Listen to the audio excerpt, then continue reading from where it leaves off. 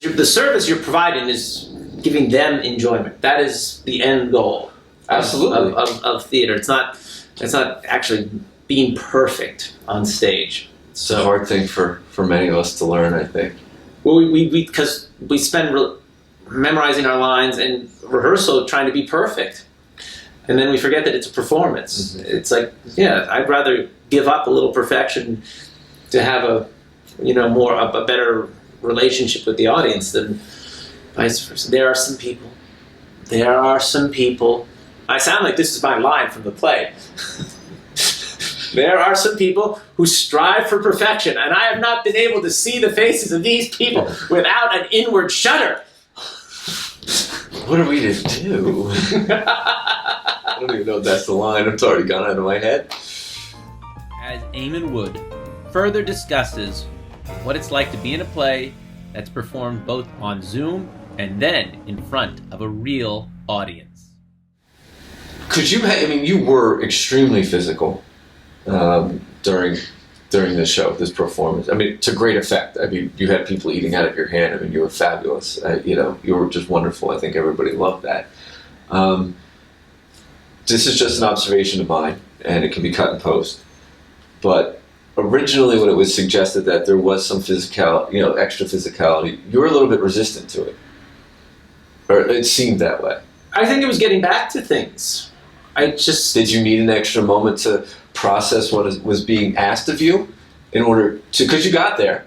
You clearly got there, but I don't think it was like, maybe before all of this, it would have been suggested that you be more animated, and you just would have gone right into it. It seemed like you needed like a little bit of time to think on it. I did, and that was one of my weaknesses of being an actor. In general, not just coming back to, yeah. It takes me a while sort of to get into things, and every director who has directed me has always kind of had a moment where he goes, "What the heck is he doing? What is he doing?" And then I just kind of, because Kuzmak would say, "You go there and then you meander around, and then you finally get there." Is this during the rehearsal process? During the rehearsal. So they're like worried that, oh my God, this thing is just going to go sideways? Yeah, and it's because and you rally a couple days before the first. It somehow hits.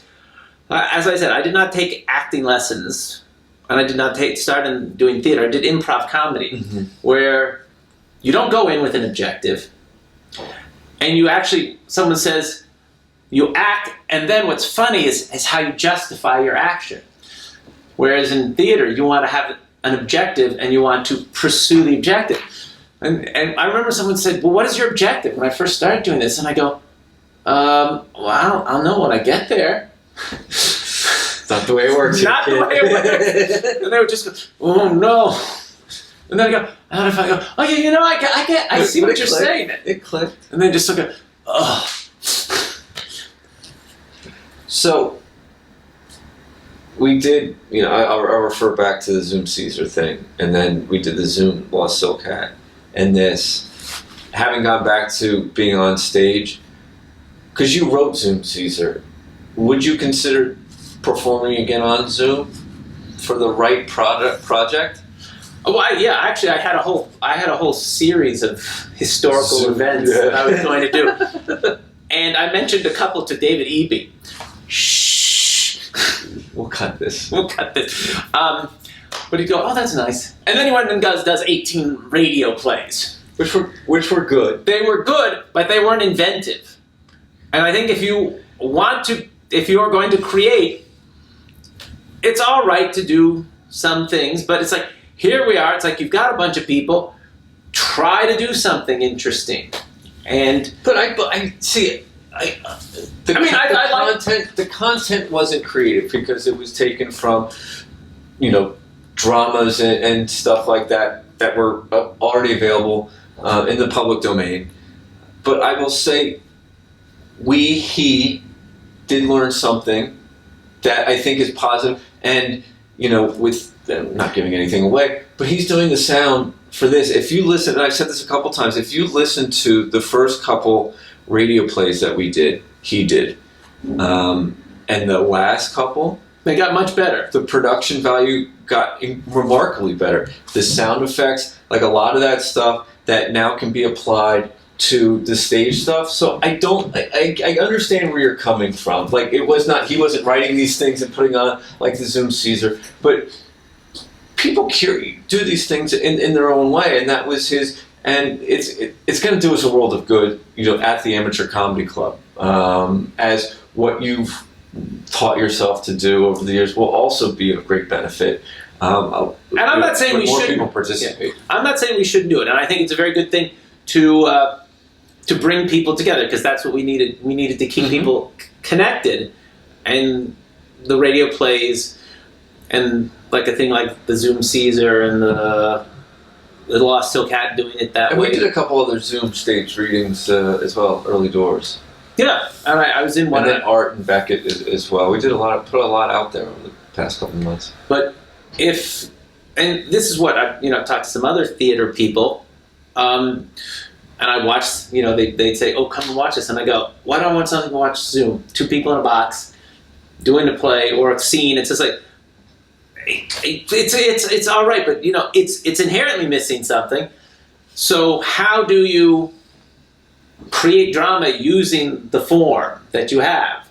And so obviously I did a parody of a Zoom meeting, which is, you can only do that so many times, but a couple more times, a series of those of events similar to the death of Caesar would be. The other one I think that's worth exploring further and getting a couple other people on board. The other one I want to do, and I told David Eby, shh, don't tell David Eby. It's going to be a series of outtakes about and then whatever comes next. I wanted to do the trial of Socrates. Okay. And because you can just get that, and then how do they give him the hemlock, right? Yeah. Well, they do Uber Eats, and it's delivered to his house. Wait, hold on. My Uber app is stalled. Somebody else has to do it. Somebody else has to do it. Oh, it's here on whatever Grubhub. Well, the hemlock on the seamless is too expensive. I don't have the money. Well, I got a credit for Uber Eats. We can send it to him then. Drink it. No, I can see that working out very well. And then the declaration, things like that. There's a couple. This is the historical events on Zoom, right? Now, one of the bigger things was one of our members, Stan Goldberg, right? I wanted him to play Benjamin Franklin in the Independence one, and he is categorically refused. Now, part of the problem is that I asked him in conjunction when I was doing my colonial comedian routine, which don't tell Ted Andrews, but I may resurrect. Shh. The Whisper Files. And I wanted him to play Benjamin Franklin. And I'm not sure whether it's the idea of playing with Benjamin Franklin or having to do something produced by Ted Andrews that caused Stan Goldberg to apoplectic, and categorically refuse.